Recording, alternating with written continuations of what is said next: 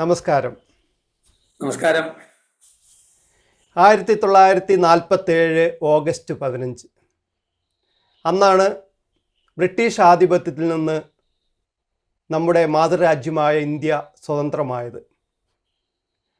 ലോകത്തിലെ ഏറ്റവും വലിയ ജനാധിപത്യ രാജ്യമെന്ന നിലയിൽ നാം ഇന്നും ആ സംഭവത്തെ വളരെ അഭിമാനത്തോടെ സന്തോഷത്തോടെ ഓർക്കുകയാണ്. ഇന്ത്യ സ്വതന്ത്രമായിട്ട് 77 വർഷങ്ങൾ കഴിഞ്ഞു. 78ാമത്തെ സ്വാതന്ത്ര്യദിനം നാം ആഘോഷിക്കുകയാണ്. നാം തിരിഞ്ഞു നോക്കുമ്പോൾ അങ്ങേക്ക് എന്തു തോന്നുന്നു? ഇന്ത്യയുടെ മുന്നേറ്റങ്ങളെപ്പറ്റി, അതേ സമയം തന്നെ ഇനിയും മുന്നേറാത്ത മണ്ഡലങ്ങളെപ്പറ്റി?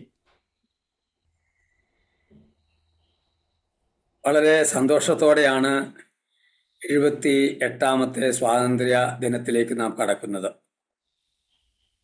വിദേശ അധിനിവേശത്തു നിന്ന്, വിദേശ ഭരണാധികാരികളിൽ നിന്ന് നമുക്ക് സ്വാതന്ത്ര്യം ലഭിച്ചു. അതിൻ്റെ പിന്നിൽ നമ്മുടെ അച്ഛന്മാർ, അമ്മമാർ അധ്വാനിച്ചു. എല്ലാ മത പ്രത്യയശാസ്ത്ര വ്യത്യാസങ്ങളും ഒക്കെ അവഗണിച്ചിട്ട് ഒരേ ഒരു ഭാരതം കെട്ടിപ്പടുക്കുന്നതിന് വേണ്ടി, വൈദേശിക അടിമത്തത്തിൽ നിന്ന് വിടുതൽ ലഭിക്കുന്നതിന് വേണ്ടി അത്യധ്വാനം ചെയ്ത് അവരെ ഓർത്ത് ഞാൻ ദൈവത്തിന് നന്ദി പറയുന്നു. അവരുടെ മുമ്പിൽ ഞാൻ നമിക്കുകയാണിപ്പോൾ. ഈ സ്വാതന്ത്ര്യം നമുക്ക് ലഭിച്ചത് രാഷ്ട്രീയ സ്വാതന്ത്ര്യമാണ്. ഒന്നാമതായി, വിദേശികൾ ധാരാളം ആൾക്കാർ നമ്മെ ഭരിച്ചു. എന്നാൽ ഒരു കാര്യം, ബ്രിട്ടീഷുകാരുടെ ആധിപത്യത്തിൽ നമുക്ക് ലഭിച്ച നന്മ എന്ന് പറയുന്നത് 560-ലധികം നാട്ടുരാജ്യങ്ങളായിരുന്ന ഭാരതമൊന്നുമില്ല, വിവിധ രീതിയിൽ നാട്ടുരാജാക്കന്മാരായിരുന്നു. അതിനെ ഒന്നിപ്പിച്ചത് ബ്രിട്ടീഷുകാരാണ്. അതിന് നാം അവരോട് നന്ദി പറഞ്ഞാൽ മതിയാവും. പിന്നെ ഭരണം നമുക്ക് സ്വായത്തമായി. രാഷ്ട്രീയ സ്വാതന്ത്ര്യം മാത്രമല്ല, അതോടുകൂടി സ്വയംഭരണ അവകാശം നമുക്ക് ലഭിച്ചു. സാമുദായിക സ്വാതന്ത്ര്യം ലഭിച്ചു. അഭിപ്രായ സ്വാതന്ത്ര്യം ലഭിച്ചു. ജീവിക്കുന്നതിനും അധ്വാനിക്കുന്നതിനും ചിന്തിക്കുന്നതിനും വിശ്വാസം പുലർത്തുന്നതിനും ഒക്കെയുള്ള സ്വാതന്ത്ര്യം നമുക്ക് ലഭിച്ചു. ഒരു വിധത്തിൽ സാമുദായികമായി നമുക്ക് ഈ സ്വാതന്ത്ര്യമൊന്നും ഉണ്ടായിരുന്നില്ല. അതുകൊണ്ട് ഇന്ന് ഈ സ്വാതന്ത്ര്യ ദിനത്തിൽ നന്ദിയോടെ ഓർക്കേണ്ടത് ഇതിൻ്റെ പിന്നിൽ അധ്വാനിച്ചവരെയാണ്.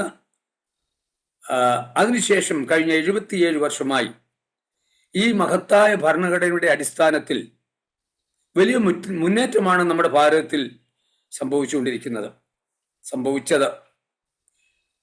സാമ്പത്തികമായ മുന്നേറ്റം മാത്രമല്ല, സാമുദായികമായ സോഷ്യൽ റവല്യൂഷൻ പലതുണ്ടായി. അതിൻ്റെ ഒക്കെ ഗുണഭോക്താക്കളാണ് നാം ഒക്കെ അതിൻ്റെ ഭാഗഭാക്കുകളാണ്. ജനാധിപത്യ ഇന്ത്യയുടെ ഭരണഘടനാ ശില്പികൾ അവർ സ്വപ്നം കണ്ട ഒരു ഇന്ത്യയാണോ ഇന്ന് എന്ന് നമുക്ക് പറയാമോ? അവരുടെ സ്വപ്നങ്ങൾ എന്തൊക്കെയായിരുന്നു? അത് എത്രത്തോളം യാഥാർത്ഥ്യമാക്കി തീർക്കുവാൻ നമുക്ക് സാധിച്ചിട്ടുണ്ട്? ഇത് നമ്മളെ വളരെ ചിന്തിപ്പിക്കേണ്ട ഒരു ചോദ്യമാണ്. വിശദമായി തന്നെ ഇതിന് ഉത്തരവും പറയേണ്ടതായിട്ടുണ്ട്. നമുക്ക് മഹത്തായ ഭരണഘടന, ദ ഇന്ത്യൻ കോൺസ്റ്റിറ്റ്യൂഷൻ, ലോകോത്തരമാണ്.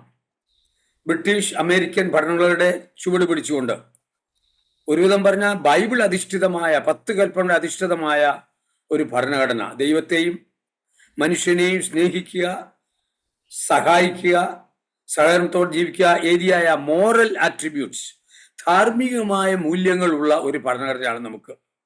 മനുഷ്യനെ സ്നേഹിക്കുവാനും കരുതുവാനുമുള്ള ആഹ്വാനമാണ് നമ്മുടെ ഭരണഘടന നമുക്ക് നൽകുന്നത്. 3-4 കാര്യങ്ങൾ പ്രധാനമായിട്ടുള്ളത്. We are a democratic country. ജനാധിപത്യം, ജനങ്ങളാൽ തിരഞ്ഞെടുക്കപ്പെട്ട, ജനങ്ങൾക്ക് വേണ്ടി ജനങ്ങൾ ഭരിക്കുന്ന അതിമനോഹരമായ ഒരു ഭരണ സംവിധാനം. അത് ഫെഡറൽ സിസ്റ്റത്തിലായി.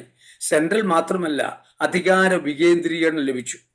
അതാണ് ആ രാഷ്ട്രീയമായ ഭരണഘടനയുടെ ഒരു മഹത്വം എന്ന് പറയുന്നത്. 2, not only it is democratic, it is secular, മതേതരമാണ്. എല്ലാ മതങ്ങളെയും ഒരുപോലെ സ്വീകരിക്കുക. ഒരു മതത്തിനും പ്രത്യേകമായ പ്രാമുഖ്യമില്ല. ഈ ഇന്ന് ഭാരതത്തിലെ 143 കോടി ജനങ്ങൾക്കും വ്യക്തിഗതമായി എന്ത് വിശ്വസിക്കുവാനും വിശ്വസിക്കാതിരിക്കാനുമുള്ള മൗലിക അവകാശം ആ ഭരണഘടന നൽകി. സർക്കാർ, ഗവൺമെന്റ് അതിൽ ഇടപെടരുത് എന്നാണ് വ്യക്തമായി നിശ്ചിതമായി ഭരണഘടന അനുശാസിക്കുന്നത്. So we are a secular nation, we are a socialist nation. സമൂഹത്തിന്റെ എല്ലാവരെയും ഒരുപോലെ കാണുന്ന ഒരു സാമ്പത്തികമായ ഘടന. അതിൻ്റെ കൂടെ നമുക്ക് ലഭിച്ചിരിക്കുന്നത് നമ്മുടെ ഫണ്ടമെന്റൽ റൈറ്റ്സ് ആണ്. We the people give to ourselves and we decided to serve everyone, to give justice, equality, liberty, fraternity, liberty, നീതി, സ്വാതന്ത്ര്യം, സമത്വം, സാഹോദര്യം. എന്തൊരു മനോഹരമായ ചിന്തയാണ്! നമ്മുടെ ഭാരതത്തിന്റെ കഴിഞ്ഞ നാളുകളിലെ ഉന്നമനത്തിന്റെ അടിസ്ഥാന ശില അതായിരുന്നു. അത് വാർത്തെടുത്ത ശില്പികളെ ഓർത്ത് ഞാൻ ദൈവത്തിന് നന്ദി പറയും. നമ്മുടെ സ്വാതന്ത്ര്യത്തെ ഹനിക്കുന്നതായ ചില പ്രവണതകൾ, ചില ശക്തികൾ ഇന്ന് നമ്മുടെ രാജ്യത്ത് വളർന്നു വന്നുകൊണ്ടിരിക്കുകയാണ് എന്നുള്ളൊരു ഭയം അങ്ങേക്ക് എപ്പോഴെങ്കിലും ഉണ്ടായിട്ടുണ്ടോ? നിർഭാഗ്യവശാൽ കഴിഞ്ഞ ചില വർഷങ്ങളായി, ഏകദേശം 20-25 വർഷങ്ങളായി ഈ മൗലിക സ്വാതന്ത്ര്യത്തെ ഹനിക്കുന്ന, അഖണ്ഡ ഭാരതത്തെ നശിപ്പിക്കുന്ന പ്രവണതകൾ നമുക്ക് ചുറ്റും കാണുവാൻ കഴിയും. രാഷ്ട്രീയമായി തന്നെ ഒരു മതാടിസ്ഥാനത്തിലുള്ള എ തിയോക്രാറ്റിക് ഡിക്റ്റേറ്റർഷിപ്പിലേക്ക് ഭാരതം നീങ്ങിക്കൊണ്ടിരിക്കുകയാണ്. ഇന്ന് നമ്മെ ഭരിക്കുന്ന ഭരണകർത്താക്കൾ അതാണ് വിളിച്ചു പറയുന്നത്. ഒരു മതം, ഒരു രാഷ്ട്രം, ഒരു ഭാഷ, ഇങ്ങനെയൊക്കെ പറയുകയാണ്. തികച്ചും നമ്മുടെ ഭരണഘടനയ്ക്ക് വിരുദ്ധമാണ്. ഇറ്റ്സ് എ പാരഡോക്സ്, ഒരു വിരോധാഭാസമാണ്. ഈ അഖണ്ഡ ഭാരതം എന്ന വിവക്ഷയിലുള്ള ഭരണഘടനയുടെ മേൽ കൈവച്ച് ഒരു പ്രതിജ്ഞയെടുത്ത നേതാക്കന്മാർ ഇന്ന് തികച്ചും നിർഭാഗ്യവശാൽ അതിന് ഘടകവിരുദ്ധമായി പ്രവർത്തിക്കുകയാണ്. സകല അധികാര ശക്തികളും ദേശത്തെ വിഭജിക്കുകയാണ്, ഭിന്നിപ്പിക്കുകയാണ്. It's not harmony, it is hatred. വെറുപ്പിന്റെയും വിദ്വേഷത്തിന്റെയും വിഭാഗുതയുടെയും ഒരു ചിന്ത. അതിന് നിർഭാഗ്യവശാൽ അധികാരികൾ ഒത്താശ ചെയ്യുകയാണോ എന്നുള്ളതൊരു സങ്കടമാണ്, ഒരു ചോദ്യചിഹ്നമാണ്. അതായത് നമുക്ക് ഇഷ്ടമുള്ള ഭക്ഷണം കഴിക്കാനും ഇഷ്ടമുള്ള വിശ്വാസം അഥവാ മതം പിന്തുടരുവാനും നമ്മുടെ അഭിപ്രായങ്ങളെ തുറന്നു പറയുവാനുമുള്ള ഒരു സ്വാതന്ത്ര്യം ഇന്ന് ഹനിക്കപ്പെടുകയാണ് അല്ലേ? ഇതിന് മറുപടി പറയുന്നതിന് മുമ്പ് അല്പമായി നാം ചിന്തിക്കണം. ഈ പറഞ്ഞ സ്വാതന്ത്ര്യം നമുക്ക് ഉണ്ടായിരുന്നില്ല. ഈ നമ്മുടെ നല്ല ഭരണഘടന ലഭിക്കുന്നതിന് മുൻപ് ഇഷ്ടമുള്ള ഭക്ഷണം എല്ലാവർക്കും കഴിക്കാനുള്ള അവകാശം ഉണ്ടായിരുന്നില്ല. ട്രഡീഷണലി ഭാരതത്തിന്റെ പാരമ്പര്യം, വിശ്വാസ സംഹിത ജാതി വ്യവസ്ഥയ്ക്ക് അടിസ്ഥാനമായിരുന്നു. സവർണ അവർണ വ്യത്യാസം ഉണ്ടായിരുന്നു. ബ്രാഹ്മണൻ, ക്ഷത്രിയൻ, വൈശ്യൻ, ശൂദ്രൻ ഇങ്ങനെ വിഭജിച്ചിട്ട് ബ്രാഹ്മണൻ കഴിക്കുന്നത് ശൂദ്രന് കഴിക്കാൻ അവകാശമില്ല. ബ്രാഹ്മണൻ വസ്ത്രം ധരിക്കുന്നത് ശൂദ്രന് ധരിക്കാൻ അവകാശമില്ല. ബ്രാഹ്മണൻ പറയുന്ന വൊക്കാബുലറി, പദസമ്പത്ത് ശൂദ്രന് ഒക്കത്തില്ല. ബ്രാഹ്മണൻ ചെയ്യുന്ന ജോലി ശൂദ്രന് ചെയ്യാൻ ഒക്കത്തില്ല. ബ്രാഹ്മണന്മാർ ബാക്കിയുള്ളവരെ ഇവിടെ അടിമകളായിട്ടായിരുന്നു. അപ്പൊ സ്വാതന്ത്ര്യം ഉണ്ടായിരുന്നില്ല. എന്നാൽ നമ്മുടെ ഈ നല്ല ഭരണഘടന ഇതെല്ലാം തകർത്തിട്ട് നമുക്കൊരു ഭരണ സ്വാതന്ത്ര്യം നൽകി. അതായത് എന്തെന്ന് കഴിക്കാം. It is equality. അതാണ് മനുഷ്യനെ മനുഷ്യനായി കാണുന്ന. മൃഗമായിട്ട് ഒരു കാലത്ത് സവർണ അധികാരികൾ നമ്മോട് പെരുമാറിയിരുന്നുവെങ്കിൽ നമ്മുടെ പുതിയ ഭരണഘടനയോടുകൂടി നമുക്ക് എന്താ ലഭിച്ചത്? ഒന്ന്, ഇക്വാളിറ്റിയാണ്. ഒരു വ്യത്യാസവുമില്ല. സവർണ അവർണ വ്യത്യാസമില്ല, പണ്ഡിത പാമര വ്യത്യാസമില്ല. ഒന്ന്, ശാരീരികമായ സ്വാതന്ത്ര്യം ലഭിച്ചു. ശാരീരികമായി നിനക്ക് എവിടെ പോകാം, എവിടെ യാത്ര ചെയ്യാം, നിനക്ക് എന്തും ഭക്ഷിക്കാം, ഏത് വസ്ത്രവും ധരിക്കാം. രണ്ട്, നിനക്ക് ഏത് പ്രത്യയശാസ്ത്രത്തിലും വിശ്വസിക്കാം. നീതിയും ധർമ്മവും ന്യായവും നിന്റെ അടിസ്ഥാന മൂല്യമായി നമുക്ക് സ്വീകരിക്കാം. അപ്പൊ ഭൗതികമായ സ്വാതന്ത്ര്യം ലഭിച്ചു. എഴുതാനും വായിക്കുവാനും പ്രവർത്തിക്കുവാനും പ്രതികരിക്കുവാനും പറയുവാനുള്ള സ്വാതന്ത്ര്യം ലഭിച്ചു. അപ്പോ ശാരീരികമായി മാത്രമല്ല, ഭൗതികമായി മാത്രമല്ല, ആത്മീയമായ സ്വാതന്ത്ര്യം. സെക്യുലറിസം ഇന്ത്യയുടെ വലിയ മഹത്വരമായ ഒരു ഒരു അടിസ്ഥാന ശിലയാണ്. മതേതരത്വമാണ്. ഏതും നിനക്ക് വിശ്വസിക്കാം, അതിനുള്ള പൂർണ്ണ സ്വാതന്ത്ര്യമുണ്ട്. എന്നാൽ നിർഭാഗ്യവശാൽ കഴിഞ്ഞ 10 വർഷമായി അത് വലിയ ചോദ്യചിഹ്നമായി മാറിയിരിക്കുകയാണ്. 9 സംസ്ഥാനങ്ങളിൽ ആന്റി കൺവേർഷൻ ബിൽ കൊണ്ടുവന്നിരിക്കുകയാണ്. 11 സംസ്ഥാനങ്ങൾ ഉണ്ടായിരുന്നു. തമിഴ്നാടും കർണാടകവും ആ ആന്റി കൺവേർഷൻ ബില്ല് പിൻവലിച്ചു. എന്നാൽ ഇപ്പോ 9 സംസ്ഥാനങ്ങളിലുണ്ട്.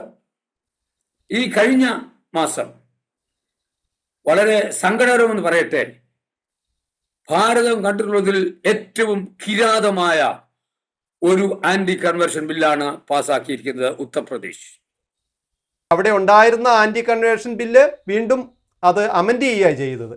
കൂടുതൽ അമെൻഡ് ചെയ്തെന്ന് പറഞ്ഞാൽ സകല മാനുഷിക മൂല്യങ്ങളെയും തട്ടിത്തകർത്തുകൊണ്ടാണ്. പ്രധാനമായിട്ട് ആ ആന്റി കൺവേർഷൻ ബിൽ ക്രിസ്തു മക്കളെയാണ്, ക്രൈസ്തവരെയാണ് ബാധിക്കാൻ പോകുന്നത്. എന്നാൽ ഗോദി മീഡിയ, ഇവിടുത്തെ ലാപ്ടോപ്പ് മീഡിയ പറയുന്നത് മുസ്ലിങ്ങളെയാണ്. അല്ല. ഉദാഹരണത്തിന് ഞാൻ പറയാം, ഇപ്പോഴും ഉത്തർപ്രദേശത്ത് ഒരു ബൈബിൾ അല്ലെങ്കിൽ ബൈബിൾ ലിറ്ററേച്ചർ ഒന്ന് പങ്കുവെച്ചാൽ, ഒരാളുടെ കൊടുത്താൽ, യേശു ക്രിസ്തു രക്ഷകനാണെന്ന് പറഞ്ഞാൽ അറസ്റ്റ് ചെയ്ത് അകത്താക്കാം. എന്താ പറയുന്നത്? നീ അത് കൊടുത്തയാളിനെ കൺവേർട്ട് ചെയ്യാൻ, മതത്തിൽ നിന്ന് മാറ്റുവാൻ നീ ശ്രമിച്ചു. അത് തെളിയിക്കേണ്ടത് അറസ്റ്റ് ചെയ്ത് അകത്താക്കിയിട്ട് 2 കാര്യം സംഭവിച്ചു. ട്രയൽ നടത്തണമെന്നില്ല.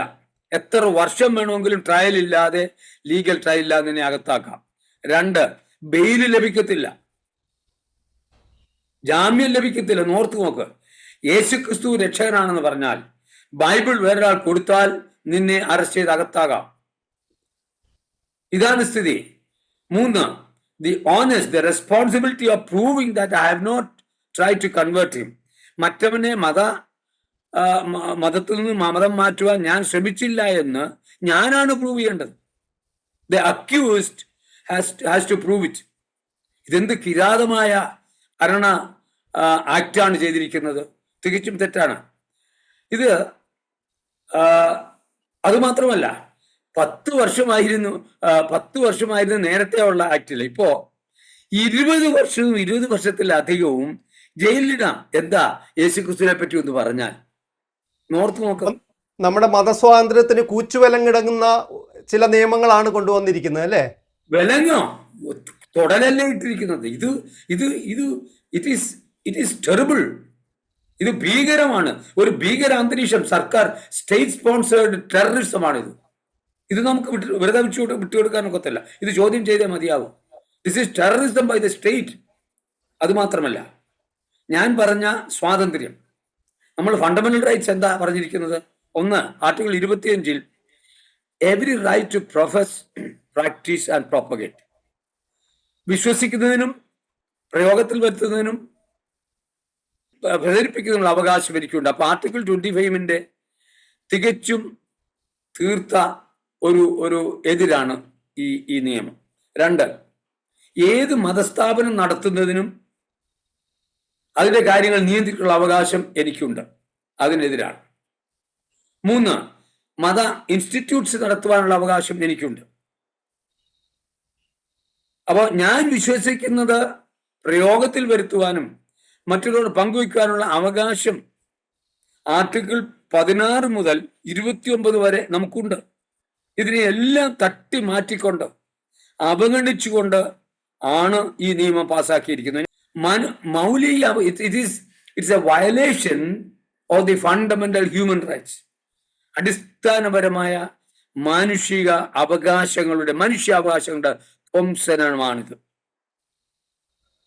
വാസ്തവത്തിൽ സുപ്രീം കോടതി തന്നെ സുവമോട്ടോ കേസ് എടുത്ത് ഇതിനെ ഖണ്ഡിക്കേണ്ടതാണ്. ഇത് തെറ്റാണെന്ന് പറയേണ്ടതാണ്. ക്രൈസ്തവർക്കെതിരായിട്ടുള്ള വലിയൊരു നീക്കമാണിത്. ഇത് കേവലം ഒരു ബില്ല് കൊണ്ടുവന്നു എന്നതിൽ ഒതുങ്ങി നിൽക്കുന്ന കാര്യമല്ലല്ലോ. കഴിഞ്ഞ ചില വർഷങ്ങളായിട്ട് അവിടെ ഒട്ടനവധി ക്രൈസ്തവ പ്രവർത്തകർ അറസ്റ്റ് ചെയ്യപ്പെടുകയും ജയിലിൽ അടയ്ക്കപ്പെടുകയും ചെയ്തു. ഒട്ടനവധി ആരാധനാലയങ്ങൾ അടച്ചുപൂട്ടേണ്ടി വന്നു.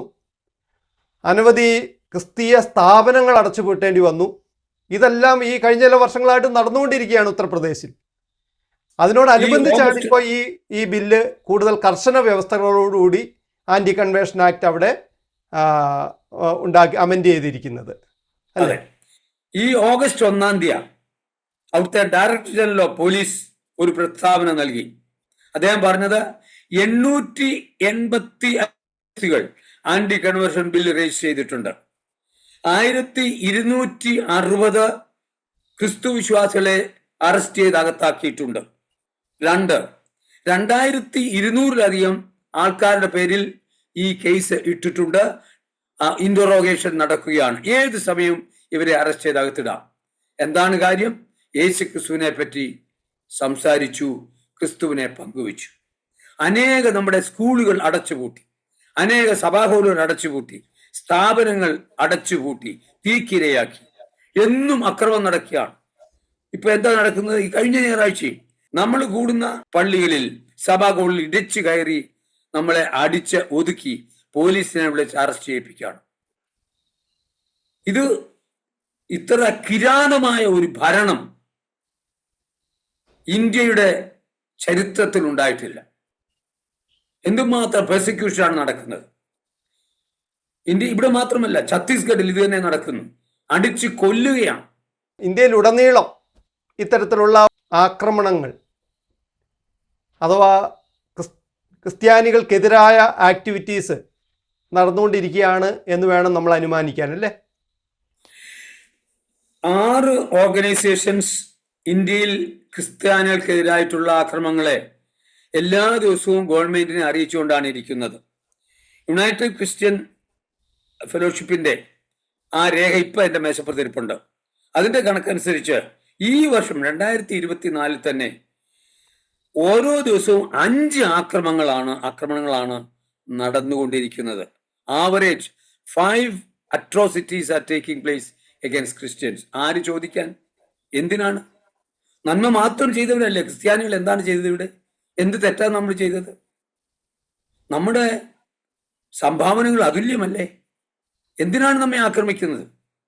ബെയില് പോലുമില്ല. ഓർത്ത് നോക്ക്. യേശു ക്രിസ്തുവിനെ പറ്റി പറഞ്ഞാൽ നിനക്ക് ജാമ്യമില്ല. കഴിഞ്ഞ ഒരു ദിവസം എൻ്റെ വീട്ടിൽ ഒരാൾ വന്നിരുന്നു. ഞങ്ങളുടെ കുടുംബക്കാരനാണ്. അവര് ഉത്തർപ്രദേശത്തെ ഒരു വില്ലേജിൽ ട്രാക്ട് കൊടുത്തു. അവരുടെ വീട്ടിൽ ബൈബിൾ ക്ലാസ് നടത്തി. അവരെ വെറും അധികം പ്രായമില്ലാത്ത യുവതിയാണ്, ഒരു ഭർത്താവും ഭാര്യയുമാണ്. അവരെ ജയിലിലിട്ട് 9 മാസം ഇട്ട് കഴിഞ്ഞപ്പോഴാണ് 9 മാസം ഇട്ട് കഴിഞ്ഞിട്ട് എന്ത് ചെയ്തു? ബെയിൽ കൊടുത്തു. ഇപ്പോ കേസ് അടയ്ക്കുക. ഓർത്തു നോക്കും. കേസ് തീർന്നിട്ടില്ല. ഇതുപോലെ എത്ര പേര്? 800 ഗവൺമെന്റിന്റെ കണക്കനുസരിച്ച് 885 കേസസ് അവിടെയുള്ളത്. പിന്നെ ഛത്തീസ്ഗഡിൽ, മണിപ്പൂരിൽ അവിടുത്തെ ബീരേൻ സിംഗ് ചീഫ് മിനിസ്റ്റർ ഈ 1 പറഞ്ഞു 59,000 പേര് റെഫ്യൂജി ക്യാമ്പിലാണ്. ഓർത്ത് നോക്ക്. സ്വന്തം രാജ്യത്ത് അഭയാർത്ഥികളായി കിടക്കുക 16 മാസമായി. മെയ് 3 തുടങ്ങിയതാണ്. ഒന്നും നടക്കുന്നില്ല. ക്രൈസ്തവരാന്ന് ഓർത്തോണം. ഈ ക്രൈസ്തവ ജനത്തെ, ക്രിസ്തു മക്കളെ തകർക്കുവാനുള്ള ടു അനഹൈലേറ്റ് ദം, അവരെ തുടച്ചു മാറ്റാനുള്ള ഒരു കുൽസിത ശ്രമമാണ് ഈ നിയമത്തിന്റെ പിന്നിലുള്ളത്. ഇത് സ്വാതന്ത്ര്യത്തിന്റെ ധ്വംസനമാണ്. നമ്മുടെ ഭരണഘടനയ്ക്ക് എതിരാണ്. ഏറ്റവും രസകരമായ ഒരു കാര്യം, ഇന്ത്യയിൽ ആർക്കും ഇഷ്ടമുള്ള രാഷ്ട്രീയ പാർട്ടികളിൽ ചേർന്ന് പ്രവർത്തിക്കാം. BJP അടക്കമുള്ള മിക്കവാറും രാഷ്ട്രീയ പാർട്ടികളിൽ മറ്റു പാർട്ടികളിൽ നിന്നുള്ളവർ ചേർന്നിട്ടുണ്ട്. ഏത് സമയത്തും ഏത് പാർട്ടിയിൽ ആർക്കും ചേരാം, അത് മാറുകയും ചെയ്യാം. ഇതിനൊന്നും യാതൊരു നിയന്ത്രണവും ഇവിടെയില്ല. ആരും അതിനെപ്പറ്റി ബോധേഡല്ല. പിന്നെ ഈ മതം മാറ്റത്തിൻ്റെ കാര്യം മാത്രം എന്താണ് ഇത്രയധികം ഇവർ അതിന് എഗൻസ്റ്റായിട്ട് നിൽക്കുവാനും മതം മാറ്റത്തിനെതിരെ ഇന്ത്യയിലുടനീളം പ്രചാരണം നടത്താനുള്ള കാരണം എന്തായിരിക്കും? അതിന് 2 കാരണങ്ങളാണ്. ഒന്ന്, ക്രിസ്തുവിന്റെ സുവിശേഷം ഭാരതത്തിൽ വലിയ വ്യത്യാസം വരുത്തി. നമ്മൾ വിദ്യാഭ്യാസം നൽകി. അശരണരെ, അക്ഷരാഭ്യാസമില്ലാത്തവര് നമ്മൾ സ്കൂൾ തുടങ്ങി. ആദിവാസി മേഖലകളിൽ, ഗ്രാമങ്ങളിൽ സ്കൂളിൽ തുടങ്ങി വിദ്യാഭ്യാസം തുടങ്ങി. പള്ളിക്കൂടങ്ങൾ തുടങ്ങി. അവരെ നമ്മൾ ശാക്തീകരിച്ചു. അതാണ് കാര്യം. അപ്പോ exploitation of the poor people, സാധാരണക്കാരെ, അക്ഷരാഭ്യാസം ഇല്ലാത്തവരെ ചൂഷണം ചെയ്യാൻ ഒക്കത്തില്ല എന്ന് സവർണർക്ക് മനസ്സിലായി, അധികാര വർഗത്തിന് മനസ്സിലായി. അപ്പം ക്രിസ്തു മക്കളോടുള്ള വിരോധം നമ്മൾ പാവങ്ങളെ, മാർജിനലൈസ്ഡ് ആൾക്കാരെ, പാർശ്വവൽക്കരിക്കപ്പെട്ടവരെ ശാക്തീകരിക്കുന്നു. ഈ സവർണരുടെയും അധികാരവർഗങ്ങളുടെയും സമ്പന്നരുടെയും ചൂഷണത്തിനെതിരായി അവർ ശബ്ദം ഉയർത്തുന്നു. അപ്പോ പാവങ്ങളെ ശാക്തീകരിക്കുന്നത് ഇവിടുത്തെ രാഷ്ട്രീയക്കാർക്ക് സമ്മതമല്ല. രണ്ട്, അത് നമ്മൾ ഈ പാവങ്ങള് അവരെ ശാക്തീകരിച്ച് അവരെ വിദ്യാഭ്യാസം ചെയ്തു കഴിഞ്ഞാൽ അവരുടെ വയലുകളിൽ, സമ്പന്നരുടെ ജന്മിമാരുടെ വയലുകളിൽ എന്നും അടിമയായി അവർ കഴിയത്തില്ല. അവർക്ക് ജോലി ലഭിക്കുന്നു, വിദ്യാസമ്പന്നരാകുന്നു, അവരുടെ വീടുകൾ, അവർ നല്ല വീടുകൾ വയ്ക്കുന്നു, അവര് ദ ലൈഫ് സ്റ്റൈൽ ചേഞ്ചസ്. യേശുക്രിസ്തുവുമായിട്ട് ബന്ധം വന്നിക്കഴിഞ്ഞാൽ മദ്യപാനവും മറ്റ് പ്രശ്നങ്ങളും നിൽക്കുന്നു, സ്വഭാവത്തിൽ വ്യത്യാസം ഉണ്ടാകുന്നു, ധാർമ്മികമായി വലിയ വ്യത്യാസം വരുന്നു, സാമ്പത്തികമായി ഉയർച്ച വരുന്നു. ഇതൊന്നും ഈ സവർണർക്ക്, ഇവിടുത്തെ അധികാരവർഗത്തിന് ഇഷ്ടമല്ല. എന്നും ഇവിടുത്തെ പാവങ്ങളെ ചൂഷണം ചെയ്യുവാനുള്ള ഒരു ഉപാധിയാണ് രാഷ്ട്രീയ കാര്യങ്ങൾ. അതുകൊണ്ടാണ് മനഃപൂർവ്വം ക്രൈസ്തവരെ തുടച്ചു മാറ്റി സുവിശേഷത്തെ അകറ്റുവാനുള്ള ഒരു കുൽസിത ശ്രമമാണ് ഈ നിയമത്തിന്റെ പിന്നിലുള്ളത്. രാജ്യത്തുടനീളം ക്രൈസ്തവർക്കെതിരെ ഇത്രയേറെ അക്രമങ്ങൾ നടക്കുന്നുണ്ടെങ്കിലും മതപരിവർത്തന വിരുദ്ധ നിയമങ്ങൾ ഒട്ടേറെ സംസ്ഥാനങ്ങൾ ഉണ്ടായിട്ടും ഇന്ത്യയിലെ ക്രിസ്ത്യാനികൾ ചിന്തിക്കുന്നത് ഈ ക്രൈസ്തവ സന്ദേശം ഇന്ത്യയിൽ ഉടനീളം പ്രചരിപ്പിക്കണമെന്നാണ്, വേണമെന്നാണ്. അതിനുവേണ്ടി അവർ ശ്രമിച്ചുകൊണ്ടിരിക്കുന്നു. ഇതിന് വല്ല കാരണവുമുണ്ടോ? എന്തുകൊണ്ടാണ് ഈ ക്രിസ്തീയ സന്ദേശം എല്ലാ പ്രതിബന്ധങ്ങളെയും അതിജീവിച്ച് പ്രചരിപ്പിക്കേണ്ടത് അനിവാര്യമായിരിക്കുന്നത്? ഒന്ന് വിശദീകരിക്കാമോ? ഈ ക്രിസ്തു മാർഗം എന്ന് പറയുന്നത് ഒരു മതമല്ല, അത് മാർഗമാണ്. മനുഷ്യനെ ദൈവം സൃഷ്ടിച്ചു. ആ സൃഷ്ടിക്കപ്പെട്ട മനുഷ്യൻ പാപികളായി ദൈവത്തിൽ നിന്ന് അകന്നു. ആ മനുഷ്യനെ വീണ്ടെടുക്കുവാൻ വേണ്ടി ദൈവം തന്നെ തന്റെ പുത്രനായ ക്രിസ്തുവിനെ ഈ ലോകത്തിലേക്ക് അയച്ചു. ലോക ചരിത്രം 3 വാക്കിൽ നമുക്ക് സംക്ഷേപിക്കുവാൻ കഴിയും: ജനറേഷൻ, ഡീജനറേഷൻ, റീജനറേഷൻ. മനുഷ്യന്റെ ഉൽപ്പത്തി, വീഴ്ച, വീണ്ടെടുപ്പ്. യേശുക്രിസ്തുവിൽ കൂടെ ദൈവത്തിൽ നിന്ന് അകന്ന മനുഷ്യനെ വീണ്ടെടുക്കുക, അതാണ് സുവിശേഷം. 2000 വർഷം മുമ്പ് യേശുക്രിസ്തു കാൽവരി ക്രൂശിൽ മരിച്ച് അടക്കപ്പെട്ട് യാഗമായി 3-ാം ദിവസം ഉയിർത്തെഴുന്നേറ്റു. യേശുക്രിസ്തു പറഞ്ഞു, ഞാൻ സ്വർഗത്തിലേക്ക് പോകുന്നു, നിങ്ങൾ എന്ത് ചെയ്യണം? എന്റെ ശിഷ്യന്മാര് ലോകമെങ്ങും, go unto the end of the earth, എല്ലായിടത്തും പോയി സുവിശേഷം പറയണം. അധ്വാനിക്കുന്നവരെ, ഭാരം ചുമക്കുന്നവരെ, പാപത്തിൽ ജീവിക്കുന്നവരെ എൻ്റെ അടുക്കൽ വരുവിൻ, ഞാൻ ആശ്വസിപ്പിക്കാം. ഞാൻ തന്നെ വഴി, സത്യം, ജീവൻ. അത് ദൈവ കൽപ്പനയാണ്. അപ്പൊ പറഞ്ഞു, എന്നാൽ പീഡനമുണ്ട്. യേശുക്രിസ്തു പറഞ്ഞു, ഞാൻ ക്രൂശിതനായി പോയതുപോലെ നിങ്ങൾക്ക് എന്നും പീഡനമുണ്ട്. പീഡനം നിങ്ങൾക്ക് വിഷമിക്കണ്ട. പീഡനത്തെ മധ്യത്തിലും സന്തോഷത്തോടെ, സംതൃപ്തിയോടെ, സമാധാനത്തോടെ സുവിശേഷം പറയണം. കാരണം ഇത് മനുഷ്യനെ നരകത്തിൽ നിന്ന് വീണ്ടെടുക്കുന്ന, സമാധാനവും ശാശ്വതമായ ആശ്വാസവും നൽകുന്ന സദ്വാർത്തയാണ്. അതുകൊണ്ട് സദ്വാർത്ത എല്ലാവിധമായ പീഡനത്തിന്റെയും മധ്യത്തിൽ ചെയ്യണമെന്ന് ഞങ്ങളുടെ കൽപ്പനയാണ്. ഇവിടെ ഞാൻ ഒരു നേതാവ്, ഒരു രാഷ്ട്രീയ, സാമുദായിക, ഒരു കമ്മ്യൂണൽ നേതാവിനോട് ഞാൻ പറഞ്ഞു, നിങ്ങൾ വിചാരിക്കും നിങ്ങൾ ഞങ്ങളെ കൊന്നു വളരാമെന്ന്, പക്ഷേ ഞങ്ങൾ ചത്ത് വളരും. അതാണ് സുവിശേഷം. ചരിത്രം അതാണ്. The seed of the martyr, the blood of the martyrs is the seed of the church. സഭയുടെ വിത്ത് എന്ന് പറയുന്നത് രക്തസാക്ഷികളുടെ, ക്രൈസ്തവ രക്തസാക്ഷിയുടെ രക്തമാണ്. ഞങ്ങളെ കൊന്നാലും ശരി, ഞങ്ങൾ നിങ്ങളുടെ നന്മയ്ക്ക് വേണ്ടി, നിങ്ങൾ ആരും നരകത്തിൽ പോകാൻ പാടില്ല. കർത്താവ് വഴിയാകയാൽ കർത്താവ് വീണ്ടും വരുന്നു. യേശുക്രിസ്തു ഈ ഇന്ത്യയുടെ ഉൾപ്പെടെ ലോകത്തിന്റെ ഭരണം ഏറ്റെടുക്കുവാൻ 1000 ആണ്ട് വാഴുവാൻ വരാൻ പോവുകയാണ്. യെരുശലേം ക്യാപിറ്റലാക്കി താൻ വരാൻ പോവുകയാണ്. അതാണ് ഞങ്ങൾക്ക് പറയാനുള്ള സദ്വാർത്ത. അതിനുശേഷം 1000 ആണ്ട് കഴിഞ്ഞ് നാം സ്വർഗത്തിലേക്ക് നിത്യമായിട്ട് മാറും. ഈ സദ്വാർത്തയാണ്. അപ്പൊ ശാരീരികമായ ഇന്നത്തെ വിടുതലല്ല മാത്രമല്ല, പാപത്തിൽ നിന്ന് വിടുതൽ മാത്രമല്ല, നിത്യമായ സ്വാതന്ത്ര്യമാണ് സുവിശേഷം തന്നെ. അതുകൊണ്ടാണ് ഞങ്ങൾ പറയുന്നത്, ഒന്ന്, ഞങ്ങൾ എല്ലാ എതിർപ്പുകളുടെയും മധ്യേ ഞങ്ങളെ കൊന്നാലും ചുട്ടരിച്ചാലും ഞങ്ങൾ പറഞ്ഞുകൊണ്ടേയിരിക്കും.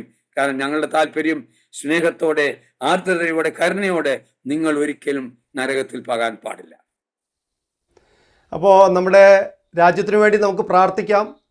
എന്തെല്ലാം പ്രതിബന്ധങ്ങളുണ്ടായാലും ക്രിസ്തുവിൻ്റെ സന്ദേശം, ക്രിസ്തുവിൻ്റെ സുവിശേഷം ഇവിടെ പ്രഘോഷിച്ചേ പറ്റുകയുള്ളൂ. കാരണം അത് സർവാധികാരിയായ ക്രിസ്തുവിൻ്റെ മഹാനിയോഗമാണ്. നമ്മുടെ രാജ്യത്തിനു വേണ്ടി നമുക്ക് പ്രാർത്ഥിക്കാം. രാഷ്ട്രീയമായ സ്വാതന്ത്ര്യം മാത്രമല്ല, സാമൂഹികമായ സമത്വവും സാമ്പത്തികമായ സമത്വവും മുന്നേറ്റവും അഭിവൃദ്ധിയും, അതോടൊപ്പം എല്ലാറ്റിലും ഉപരിയായി യേശുക്രിസ്തു നൽകുന്ന ആത്മീയ സ്വാതന്ത്ര്യം, ക്രിസ്തുവിൻ്റെ സുവിശേഷം വിശ്വസിക്കുന്നത് വഴിയായി ലഭിക്കുന്ന ആ സ്വാതന്ത്ര്യം ഭാരതത്തിലെ ഓരോ പൗരനും ലഭിക്കുവാനിടയാകട്ടെ എന്ന് നമുക്ക് ദൈവത്തോട് പ്രാർത്ഥിക്കാം. ഭാരതത്തിലെ 140 കോടിയിൽ പരം ഉള്ള ജനങ്ങളുടെ ക്ഷേമത്തിനായി നമുക്ക് സർവശക്തിയുള്ള ദൈവത്തിൻ്റെ സന്നിധിയിൽ മുട്ടുകുത്താം. അതാണ് ഇന്നത്തെ ആവശ്യം. നമുക്ക് പ്രാർത്ഥിക്കാം, നമ്മുടെ നേതാക്കന്മാരോട് പ്രാർത്ഥിക്കാം. അതായത് ബൈബിൾ വ്യക്തമായിട്ട് പറയുന്നുണ്ട്, നമുക്കെതിരായിട്ട് നിയമങ്ങൾ ഉണ്ടാക്കുന്ന നേതാക്കന്മാർക്ക് വേണ്ടി പ്രാർത്ഥിക്കണം, രാജാക്കന്മാർക്ക് വേണ്ടി, അധികാരികൾക്ക് വേണ്ടി പ്രാർത്ഥിക്കണം. സമാധാനം ഉണ്ടാകുവാൻ, സുവിശേഷം പങ്കുവയ്ക്കുവാനുള്ള സാവകാശം ലഭിക്കുന്നതിനുള്ള അന്തരീക്ഷം സംജാതമാകുവാൻ അവർക്ക് വേണ്ടി പ്രാർത്ഥിക്കണം. ഇന്നും എന്നും നമ്മുടെ കൽപ്പനയാണ് അധികാരികൾക്ക് വേണ്ടി പ്രാർത്ഥന. നമുക്ക് അവരോട് വിരോധമില്ല. എന്നാൽ ഇന്നത്തെ നമ്മുടെ അധികാരികൾ, നമ്മുടെ പ്രൈം മിനിസ്റ്റർ, പ്രസിഡന്റ്, സുപ്രീം കോടതി, എല്ലാ അധികാരികൾക്കും ദൈവമേ സുബുദ്ധി നൽകണമേ, എല്ലാവരെയും ഒരുപോലെ സ്നേഹിക്കുവാനും കരുതുവാനും ആ ഭരണഘടന അതുപോലെ പാലിക്കുന്നതിനുള്ള ഒരു മനസ്സ് അവർക്ക് നൽകണമേ നമുക്ക് പ്രാർത്ഥിക്കാം. വളരെ നന്ദി. ഇത്രയും കാര്യങ്ങൾ ചർച്ച ചെയ്യാനിടയായതിൽ വളരെ സന്തോഷം. ദൈവം അനുഗ്രഹിക്കട്ടെ. നന്ദി. ദൈവം നമ്മുടെ രാജ്യത്തെ അനുഗ്രഹിക്കട്ടെ.